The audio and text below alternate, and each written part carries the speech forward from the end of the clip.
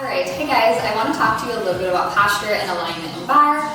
It is one of the most important things when it comes to form because form is going to be everything in your class. When we're talking about our alignment, you want to have, you're standing up nice and tall, your chest is lifted, your shoulders are broad, so you can think about nice wide collarbones pressing back here. With the chin, take your chin and pull it back just a smidge. You want to have your neck, so it's going to be that cervical part of the spine in the most neutral alignment that you can. It's not bulging out, not sticking, and not protruding back. Going down from the shoulders, you want it to stack directly over the hips, and then those hips are going to stack directly over those knees and those ankles when we are working in our parallel positions.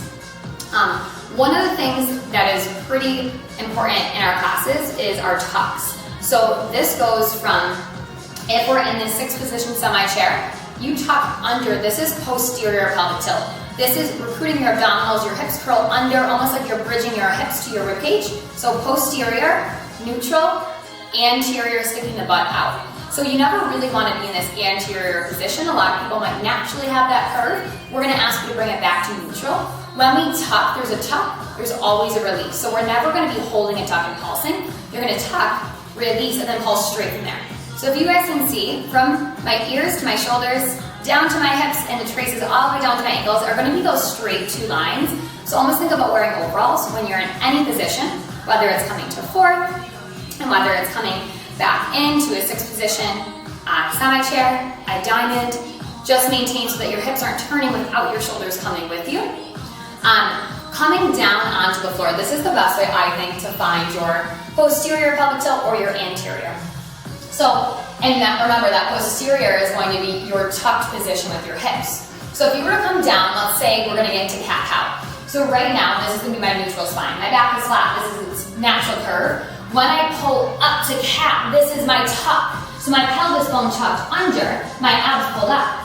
When I release and I arch into my cow, this is anterior. So remember, neutral, posterior, anterior. So we normally are always going to go from a neutral to that tucked under position. So I think that's a great way to kind of just get to know your body a little bit more and get in touch with those different movements, especially in the hips.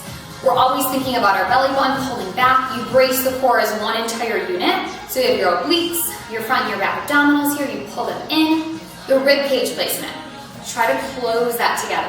Think of really like you're knitting something. The ribs came together, they closed in the front, they sealed tightly. So keeping your rib cage closed helps to keep your spine in this neutral alignment. When you splay the ribs out, you'll see my butt goes back into anterior, which is not what we want. So when you close them, it brings it back into that neutral alignment.